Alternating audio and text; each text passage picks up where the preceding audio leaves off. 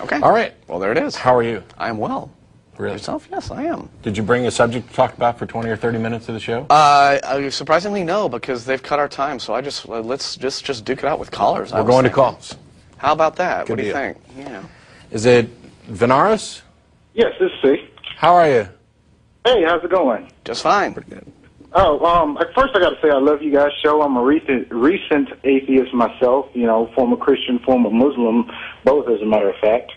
I wish you guys could, I could see your show live in Mississippi, but, you know, if there's some hardcore Christians down here, they'd probably go to the studio with pitches and, you know, torches and pitchforks studio and try to stop it, so I wouldn't. We'll just plant Frank in their path, and it just, yeah. And thanks for mentioning the studio. I have to put this reminder out real quick, and that is that now that we moved to the big studio, not only have things changed, including the telephone number, but there's room for actually people to come down to the studio and watch the show live. So if you're in the Austin area and want to do that, you can go to channelaustin.org for Lots more of information. room. Go ahead with your question, Bernard. Sorry. Okay. In your past shows, I know y'all mentioned briefly about the Christian story of Jesus and how it possibly could have been influenced by earlier religions. I know you mentioned the Zeitgeist movie or whatever. I mentioned Zeitgeist as an abomination that's a big steaming pile of crap, but yeah. Okay, well, do you guys agree that, you know, that a lot of early religions have stories of the sons of God helping mankind and, you know, they're being born by pure or virgin women and miracle workers, you know, the prophets being miracle workers or what have you? Right. You guys kind of agree with that as well, possibly? Well, we have examples of lots of other myths that share common elements. Okay.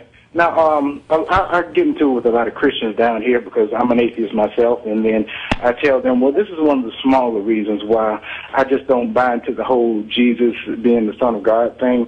And then they say, well, you don't have to worry about that because this is actually the work of the devil.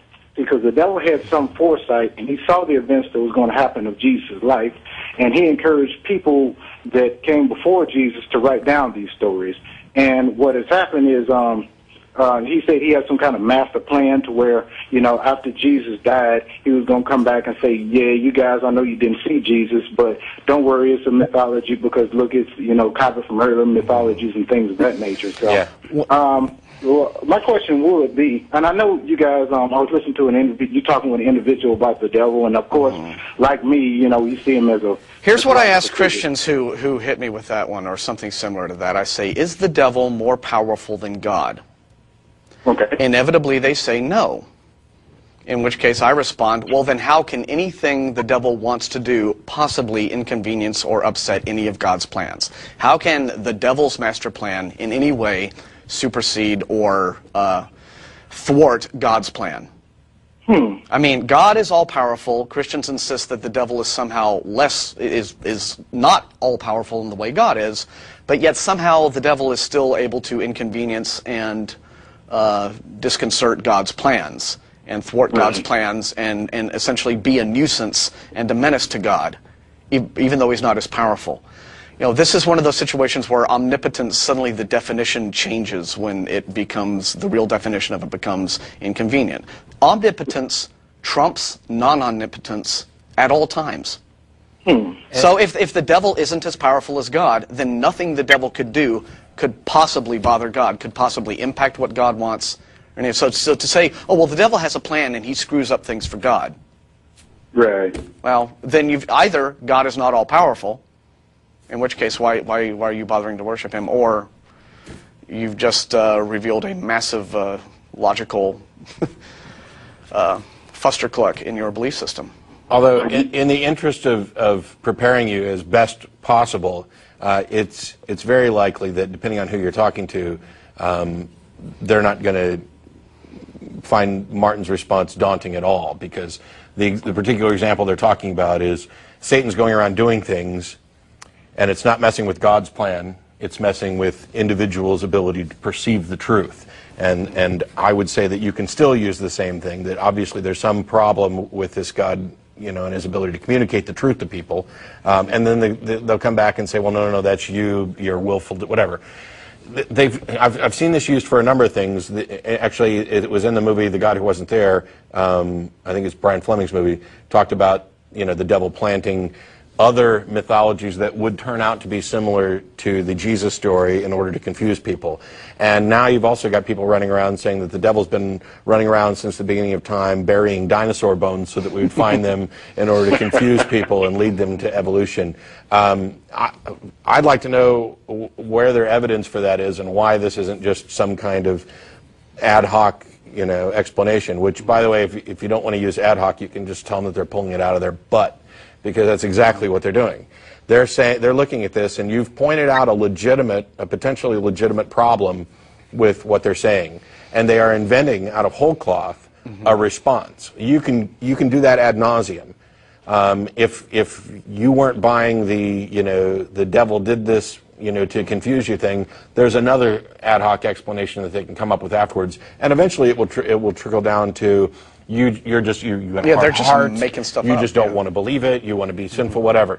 It's one of the reasons why, if you're going to have conversations like this, you need to get people to define their terms ahead of time, explain what they believe and why, and what sort of evidence they're likely to accept. Because if you begin and they're not going to accept logical arguments, and they're not going to accept scientifically verifiable facts, you are wasting your time. If they're that entrenched, there's unlikely to be anything you could ever say that could convince them. And you should also take the effort to point out that you're not going to accept pull it out of your butt explanations. You want actual evidence. If in fact the devil was going around creating these mythologies in order to confuse people later, what is their evidence to support that claim? Right, right. And usually their counter argument is something to the effect of, in the book of Job, they say, well, God sometimes allows the devil to do crazy stuff like that because it's some kind of test or something like that, Yeah, usually and that's their counter argument. Why would any God do that? Yeah. I mean, what kind of game is this guy playing?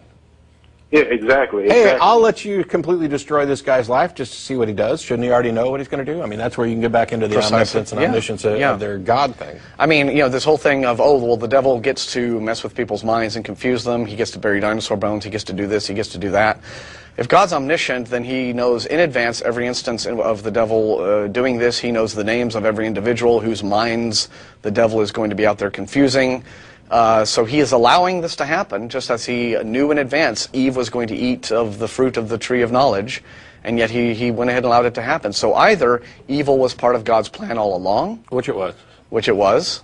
In which case you have to wonder, well, why he creates this universe and then immediately just overcomplicates everything. Whatever was the point? You'll actually find Christians who will flatly admit that, in fact, not only does God do things like what he purportedly does with Job, but that he's given the devil kind of reign over the earth, and that's because that's the only proper way to test us. And I would say that not only does this make their God particularly immoral and a bit of a dick, by establishing this system that it couldn't possibly be fair. He's allowing us to be pitted against some sort of supernatural being who has, while not all powerful, has lots and lots of power. How can you possibly hold people responsible for failing to successfully do battle with a being that can supposedly trick your senses? Sure. The very criteria that we use to establish what's real and what's not real. Yeah. Right.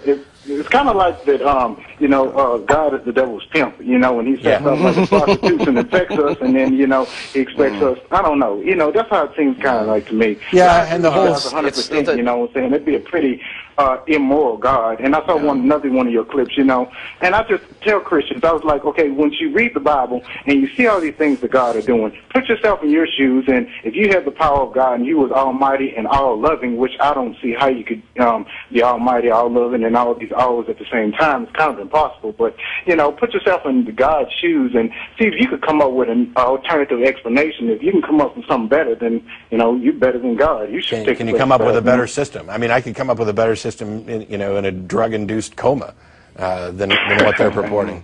But on that note, we got done that many times. Yes. We got lots of calls in little time, so thanks a lot for calling. Thank you very much. Yeah, keep up y'all good work. Cheers. Take care.